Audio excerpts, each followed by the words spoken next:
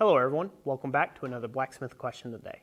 Today we are going to take and answer 3 more questions that you guys left in the previous video that we did, and we are going to get to that right now. So, first question of the day, this is kind of a funny one. It came in from Mr. Ben Toombs.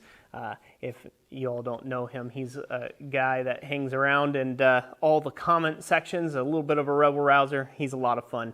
Ben, you're a hoot. So, question went, love them. Question, do you wear underoos? And is that your secret power? So I figured I'd start off with a silly one like this. That is for me to know and for you never to find out. So there's the answer to that question. Now let's move on to some more serious questions. Next question of the day comes in from Yamez over at Island Metal Forge. He put in hashtag question of the day. Say that. That's how you guys should do it right there. That way it highlights in blue. Stock size compared to project size. I know that we can pretty much manipulate metal to what we want it to be. Would it be better to have a stockpile of small to large assorted sizes, or to have a collection of just a couple different larger sizes of bars and then shape them? Great question, Yamez. And my answer is pretty simple. We live in a day and age where iron has never been easier to take and get your hands on.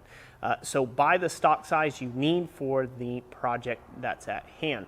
The reason for that being is our forefathers, the reason why they called it wrought iron, because not only was it wrought and that sort of thing, but wrought meant to work the iron. So you really had to work to produce a nail. You know, you might have a chunk that came in and that's your steel for the week, and you had to lob it off and pull out thin rods in order to eventually forge out, you know, before the days of modern mass production that we have now.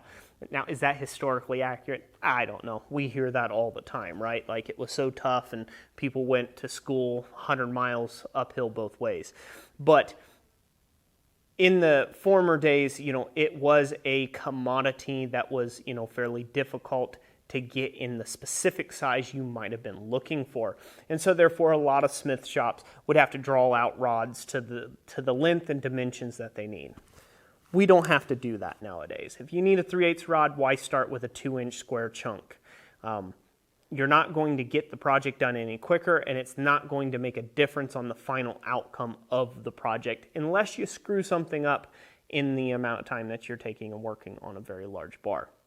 I get this question a lot, actually, surprisingly, and it usually comes from beginners or guys that are just starting their shops, guys and gals that are just starting their shops, because of the, you know, they think that when you first get into this, like we all think, is like what you're doing is a pretty special, pretty niche thing, and that there's probably no one else out there like that who's doing that sort of thing.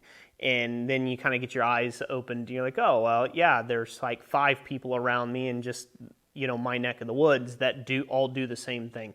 And then the stock kind of just becomes cheaper and cheaper at that point. And then the next big, you know, unicorn moment is like, well, high carbon steel, that must be so super expensive. And really, in the grand scheme of things, it's not.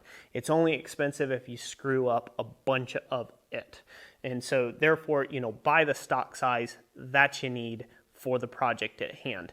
There's a lot of ways you can save on that. You can go check out your local hardware store. A lot of the larger steel companies that when I got into blacksmithing would not sell absolutely at all to the general public are now taking on things where they'll sell drops and things like that. So there's a lot of great companies out there that you can get stuff from. Usually if you buy things online, it's too expensive. So you know, you kind of want to look into trying to find something local in your local market, even if that means using scrap. But yes, try to find something to the size. There's no need in working yourself to death.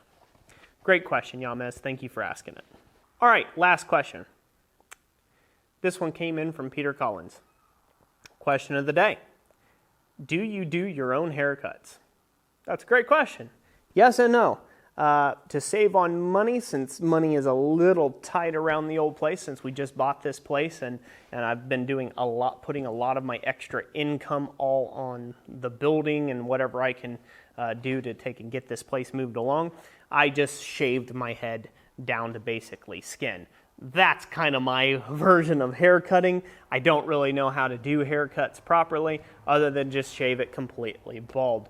So this hack job that you see right here is growing out from, you know, me mowing it down myself. But preferably when I can, I take and have it cut. Jessica generally likes it cut by a professional a little bit better than, you know, just going right down to skin there. So, you know, she generally appreciates that a little bit better. So I have it usually professionally cut.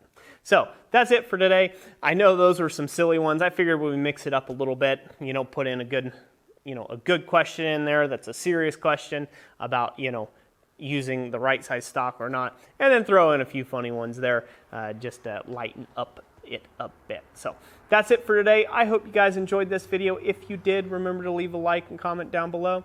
And if you'd like to support what we do here at Christ Center Ironworks, please consider checking out our website over at blacksmithpdfs.com and consider purchasing a power hammer plan and or an ebook or bundle over there. There's a lot of great things if you guys haven't been over there here lately. And if you want to take and support this channel in a non-monetarily type way, the best thing you could do is hit that little share button and send us across the net to some of your friends. So that's it for today. As always, God bless you, and we'll catch you on the next one. Thanks for watching.